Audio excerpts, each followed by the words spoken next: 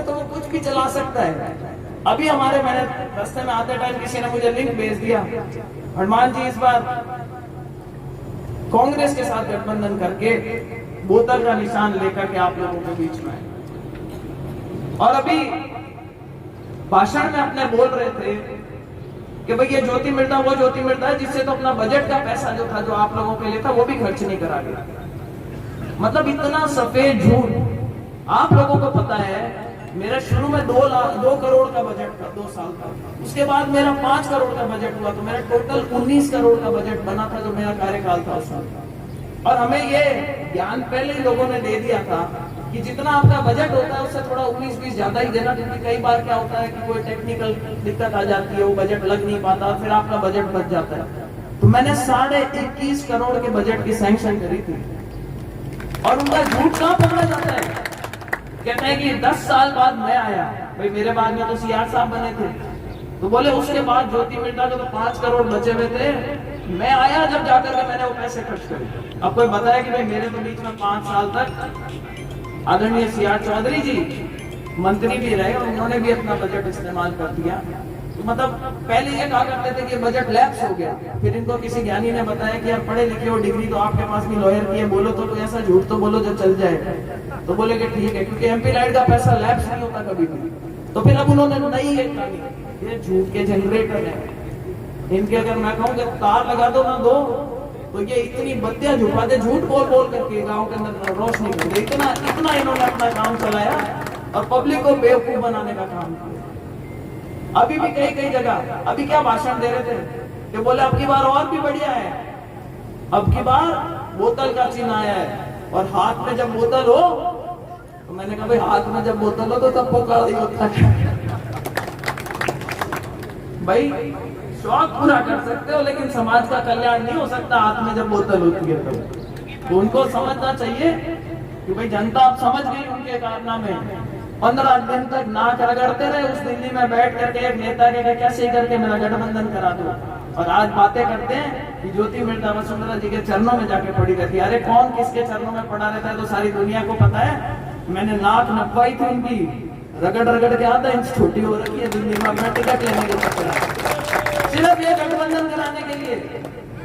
और जो गलती भारतीय जनता पार्टी ने करी थी कि पहले बहुत प्रयास किया इन्होंने कि भारतीय जनता पार्टी के साथ गठबंधन कर लूं, तो उन्होंने तो इतने हाथ जोड़ के कहा बापूड़ा मान दो बख्श दो, और माँ के तो घड़ी चोट उतर की आगे कोई गलती पाची गुंजरा मैं तो बीजेपी तो कहे को नहीं माऊ गठबंधन। कांग्रेस में किया जनाब नेता ने, एक सगला नेता ने, लोकल कोई नेता पहुंचा था कि भाई आपका चेतन डूडी जी के अलावा लेर गया बने कि गठबंधन करो। क्यों भाई? कांग्रेस के पास में कैंडिडेट नहीं था क्या? अपन कहते हैं नागौर सबसे ज्यादा कांग्रेसी अगर कोई जिला अगर है पूरे राजस्थान में तो वो अपन बोला करते थे नागौर है। तो भाई नागौर की सीट गठबंधन में देने का क्या मतलब? कांग्रेस क्या इतनी कमजोर थी यहाँ पे? और शायद वो कांग्रेस की कमजोरी थी कि जिसकी वजह से 2 पार्टियां मिलकर के चुनाव लड़ रही है। तो रामकंठ जी कमजोरी मेरी नहीं थी और कमजोरी मेरे सामने बैठे हुए लोगों की नहीं थी। इन्होंने तो 2009 में भी अपना आशीर्वाद रखा, 2014 में आप लोगों ने मुझे उससे ज्यादा वोट दिए, मुझे कहीं पब्लिक ने कभी धोखा नहीं दिया। 2019 में मुझे उससे भी ज्यादा वोट दिए, पब्लिक ने मुझे वहां भी धोखा नहीं दिया। षड्यंत्र करा तो कुछ नेताओं ने मिलकर के करा था, क्योंकि वो नहीं चाहते थे कि ज्योति मिर्धा आकर के राजनीति में अपने पैर जमा ले, कि इसके कुछ खुद का कोई लोभ लालच नहीं है, सक्षम है, पढ़ी लिखी है, कहीं ऐसा नहीं हो कि आकर के 20 साल तक यहाँ हमारी छाती पे बैठ करके और चौधर कर। तो ये पब्लिक अब समझ गई है, नागौर की जनता समझ चुकी है। और जैसा भाव आप लोगों के आज मन में है ना, इस तरीके का भाव मैं आज दौरे कर रही हूँ, पंचायत के दौरे कर रही हूँ। आज मैं जायल के दौरे छोड़ करके आप लोगों के बीच में आई हूँ और अभी वापस जाकर अपना कार्यक्रम जारी रखूंगी। जहां जाते हैं वहां पर ये लोगों के मन में इस बार कहीं ना कहीं इस बात की टीस ली है कि सब मिलकर के हराने के लिए पहुंच जाते हैं। पर जब मेरे रुखवाले आप जैसे लोग बैठे हों तो मुझे नहीं लगता कि इस बार इनकी पार पड़ेगी। ये आपको मेरी 4 पुस्तकें आ रही है। आज मैंने यहाँ आने से पहले कार्यक्रम में बलदेव राम जी के माला अर्पण करके, जिनको आप इतने मान सम्मान के साथ में याद करते हैं, 36 कौम के लोग यहाँ पे बैठे हैं। मैं आपको विश्वास दिलाती हूँ कि भाई मेरे परिवार ने कभी किसी के चुगने का प्रयास नहीं किया, हमने हुआ तो अच्छा ही करा, नहीं हुआ तो छोड़ दिया, बुरा किसी का नहीं करा। आगे भी नीति ऐसी रहेगी, बड़े प्रोजेक्ट आने का हमारे, देखो जब सरकार लय में चलती है तो उस चीज का फायदा सबको मिलता है। आज विधानसभा में जो भी समीकरण रहे वो नीडवाना में, हर चुनाव का अपना एक समीकरण होता है और ये बड़ा चुनाव होता है, और यही सोच करके कि शायद आज वो सारे लोग यहाँ पर इकट्ठे हुए हैं, ये बड़ा चुनाव है, इसके अंदर मुझे मालूम नहीं देश की तो रीति नीति का दिशा तय होगी। नागौर की राजनीति किस दिशा में जाएगी ये भी निर्णायक होगा मेरी नजर में ये चुनाव। मेरा आप लोगों से हाथ जोड़ करके निवेदन है, मैं सब जगह नहीं पहुंच पाऊंगी, लगभग 2 दिन का समय एक विधानसभा में मिलेगा, मेरी तरफ से तो आप लोगों को जाना पड़ेगा, दूध बन के जाना पड़ेगा, वोट मांगने पड़ेंगे। पर एक आश्वासन आपको देती हूँ कि यदि मेरे नाम से किसी ने वोट मांगे तो भाई उसको वोट मांगी आने दूंगी, इस बात का आपको विश्वास इस मंच से दिला।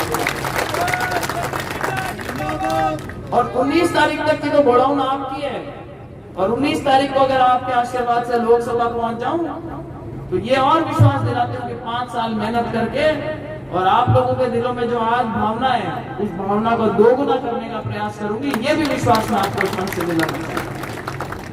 तो अब लंबा भाषण नहीं दूंगी, बहुत साधुवाद है सब लोगों को जिन्होंने आज मुझे समर्थन दिया, सभी समाज के उन भाइयों को जो आज आगे बढ़ करके आए और मेरे समर्थन में आकर के भारतीय जनता पार्टी को मजबूत करने की बात कर रहे हैं। यही जोश 19 तारीख तक अपना कायम रखे और भाई जिता करके भेजे, उसके बाद जिम्मेदारी मेरी रहेगी। राम राम साथ, जय हिंद, एक जोरदार जयकारा लगाएंगे, बोलो भारत माता की। एक और बात बोलना चाहती हूँ, आज अमित शाह जी जयपुर आ रहे, मैं भी मीटिंग में मुझे भी जाना था, मंजू जी बागमार को, जीतू बना को, सबको वहां पे होना था। मैंने और मंजू जी ने, क्योंकि जायल के कार्यक्रम थे उनसे आज हमने छुट्टी मांग ली थी, जीतू बना आज वहाँ पे पधारे हुए, तो कोई इस बात का कोई गलत अंदाजा नहीं लगाया कि भाई जीतू बना आज यहाँ पे क्यों।